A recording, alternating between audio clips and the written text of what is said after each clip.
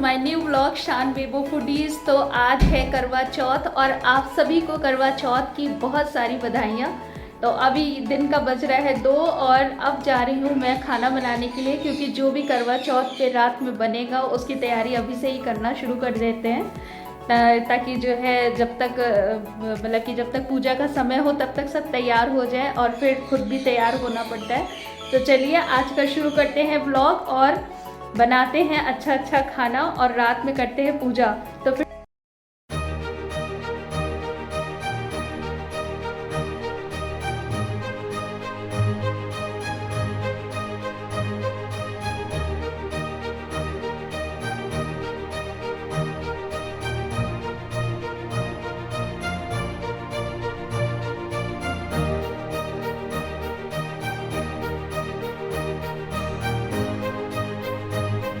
काम की शुरुआत सबसे पहले मैंने इस सिंघाड़े को छिलने से करी, क्योंकि ये सिंघाड़ा छिलना थोड़ा सा बहुत कठिन होता है, क्योंकि इसको छिलने में वो थोड़ा सा भी कहीं टूटे नहीं। और इस समय जो सिंघाड़े आते हैं वो कच्चे आते हैं, पके नहीं रहते, तो लगभग टूट ही जाते हैं।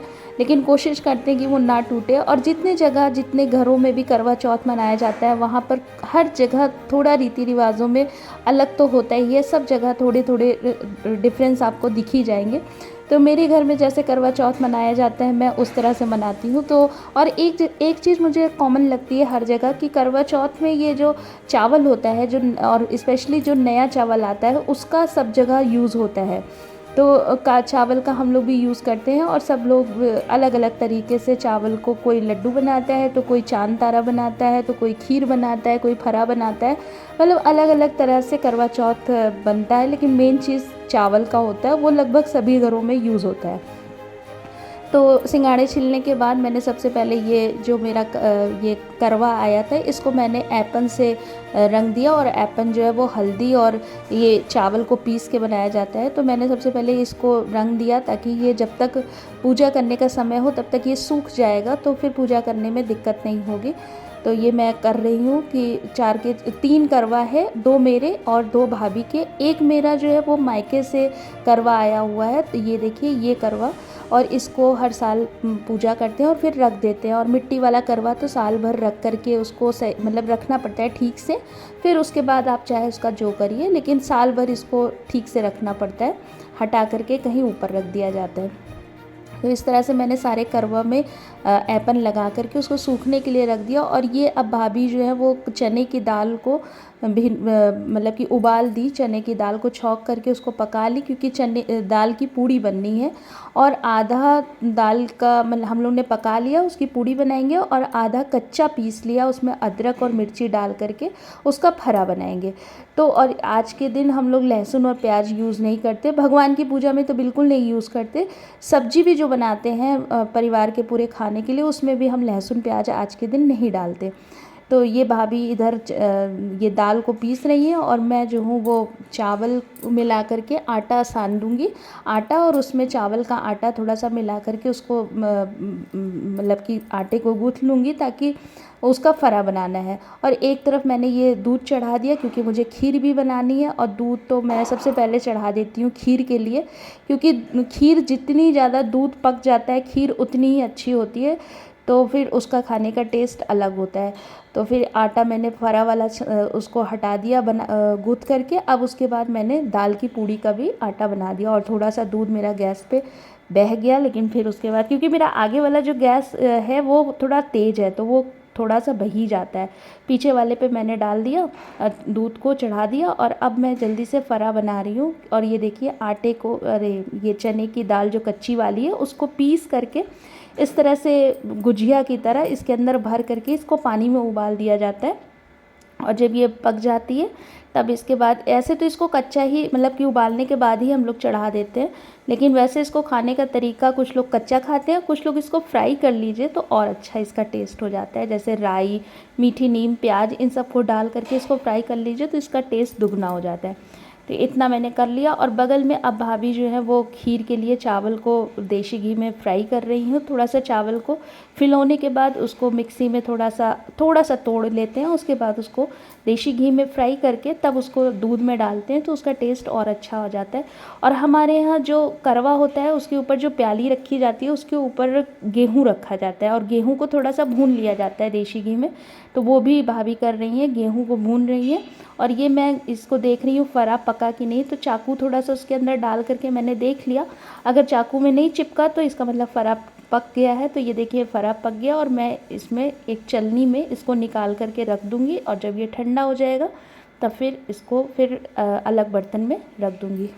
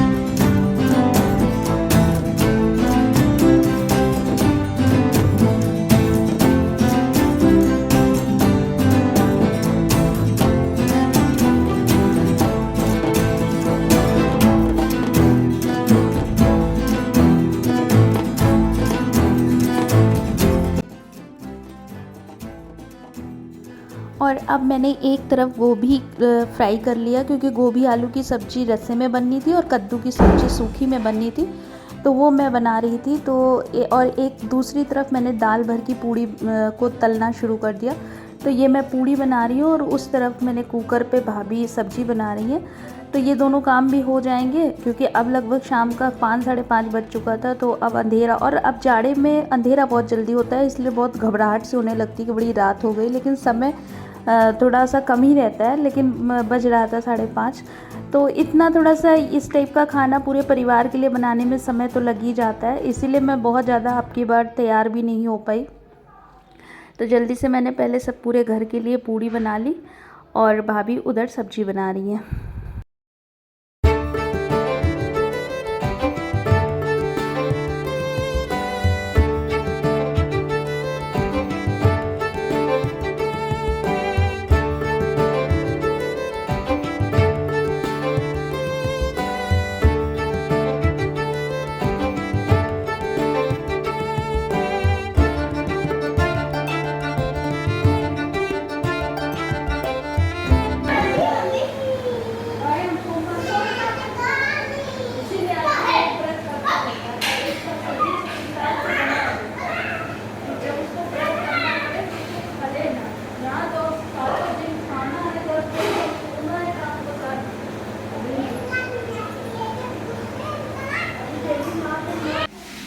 और ये मेरी जो वर्कर है, जो मेरी हेल्पर है सॉरी, उसका छोटा सा बच्चा है, ये 4 साल का बच्चा है। इसको कार्टून देखना बहुत अच्छा लगता है, तो मोबाइल में बैठ के कार्टून देख रहा था। और मेरी भाभी की हालत ख़राब हो रही थी पानी के बिना, उनको अब तकलीफ़ भी होती है व्रत करने में। तो अब ये शाम का समय, मैं सीधा तैयार होकर हम लोग ऊपर जल्दी जल्दी पहुँचे और पूजा करना शुरू किया। मेरे बगल में जो भाभी बैठी हैं वो मेरी किराएदार हैं और उनकी पूजा हो गई। हम लोग थोड़ा लेट चल रहे थे तो मैं जल्दी से ऊपर पहुंची और मैंने जल्दी से पूजा का तैयारी शुरू किया और पूजा करने बैठ गए। और भाभी कथा पढ़ रही थी और कथा पढ़ने के बाद फिर हम लोग ने आरती करी। और लेट हो जाता है तो बड़ी घबराहट सी होने लगती है कि अरे यार, मतलब कि बहुत लेट हो रहा है, बहुत लेट हो रहा है, और अगले की पूजा हो जाए तो घबराहट और बढ़ जाती है। लेकिन फिर जल्दी जल्दी पूजा करी, और ये मेरी करवा चौथ की किताब भी कहीं पता नहीं कहाँ चली गई थी, तो मैं मोबाइल से ही करवा चौथ की कथा पढ़ रही थी। और उसके बाद अब मैं और भाभी दोनों लोग आपस में करवा बदल रहे थे। और भाभी, जो मेरी किराएदार वाली भाभी हैं, जो वो ऊपर अर्घ देने चली गई, वो बैठी हुई थी। मैंने कहा आप दीजिए, चाँद तो निकल ही आया है। तो वो चली गई थी ऊपर अर्घ देने के लिए, और हम और भाभी दोनों लोग अभी करवा चेंज कर रहे थे। और ये देखिए, पूजा करके उठे और मेरा चाँद बांदा से इलाहाबाद आ गया। तो बहुत अच्छा लगा। पहले इन्होंने कहा था मैं नहीं आऊँगा, लेकिन फिर ये आए, शायद इनको सरप्राइज़ देना था, तो बहुत अच्छा लगा, इतनी खुशी हुई।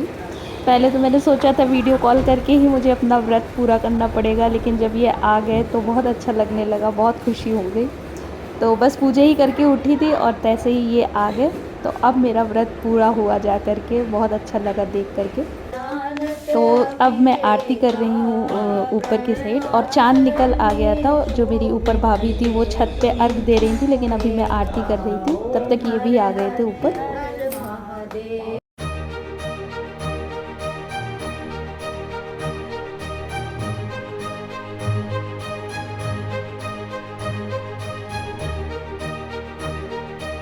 और छत पे मेरे बिल्कुल भी रोशनी नहीं थी, क्योंकि एक बल्ब लगा था, लेकिन पता नहीं उसमें क्या ख़राबी आ गई कि वो जल नहीं रहा था। तो बहुत अंधेरा था, रिकॉर्डिंग करने में थोड़ी सा दिक्कत हो रहा था। लेकिन ठीक है, आपको भी थोड़ा कुछ ना कुछ तो दिख ही रहा था। तो मैं और भाभी सबसे पहले चाँद भगवान की हम लोग ने दिया जला के उनकी पूजा करी, और उसके बाद अब ये मुझे अर्घ दे रहे हैं। और अर्घ देने के बाद भैया ने भी, भैया और भाभी को भैया अर्घ दे रहे थे। तो इस तरह से मेरे करवा चौथ का व्रत पूरा हो रहा है, पूरा हो गया।